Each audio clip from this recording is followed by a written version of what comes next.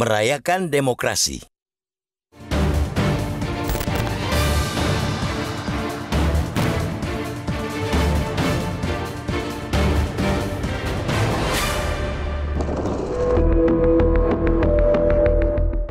yang dinanti-nantikan itu akhirnya tiba.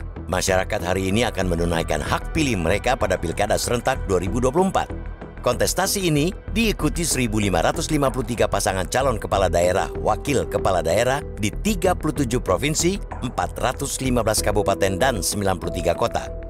Inilah Pilkada Serentak dalam jumlah paling besar di Indonesia. Meski tidak semasif pemilihan presiden, laku dan langgamnya tentu tidak berubah. Warga di berbagai penjuru Nusantara diharapkan akan berbondong-bondong dengan penuh sukacita memilih calon pemimpin di daerah masing-masing. Sukacita itu memancar karena terselip harapan baik, cita-cita mulia, sekaligus niat luhur. Bahwa kehadiran kepala daerah yang terpilih, baik yang incumbent maupun non-petahana, bisa memenuhi aspirasi warga dalam membawa kesejahteraan dan kemajuan di wilayah masing-masing.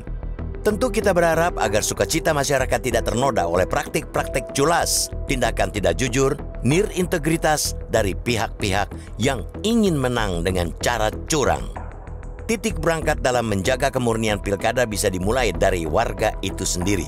Jadilah pemilih rasional yang menolak segala bentuk iming-iming, terutama politik uang.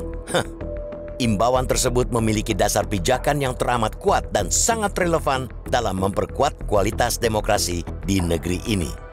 Politik uang layak disebut sebagai mother of corruption atau induknya korupsi.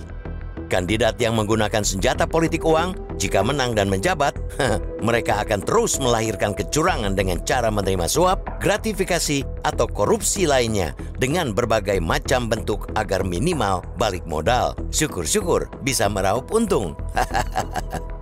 Maka dari itu, ketika ada pasangan calon yang terang benderang melakukan serangan fajar kepada pemilik hak suara, sudah seharusnya warga menolaknya. Jangan ambil amplopnya, jangan pula coblos orangnya, laporkan pelakunya ke pihak berwenang, ke Sentra Gakumdu.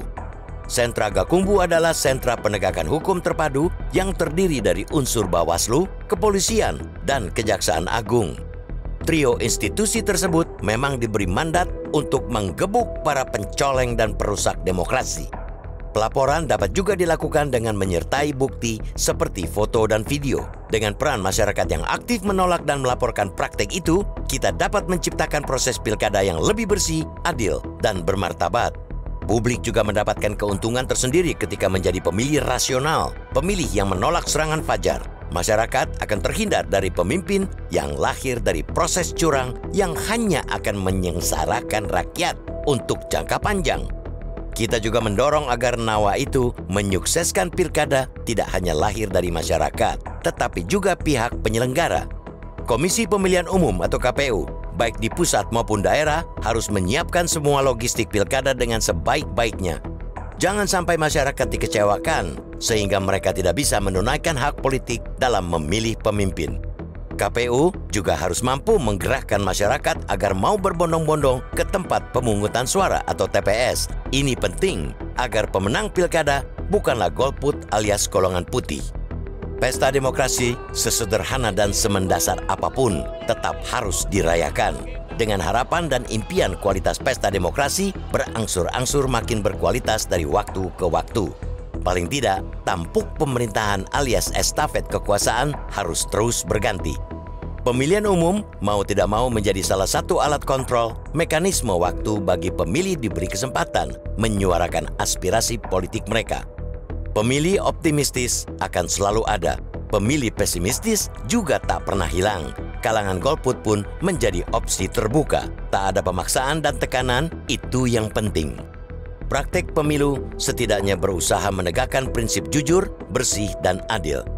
Para penyelenggara dan peserta pemilu menjalankan kewajiban dan hak dengan tak melanggar hukum. Jika itu semua ditaati, bolehlah kita sambut pilkada dengan riang gembira. Selamat memilih.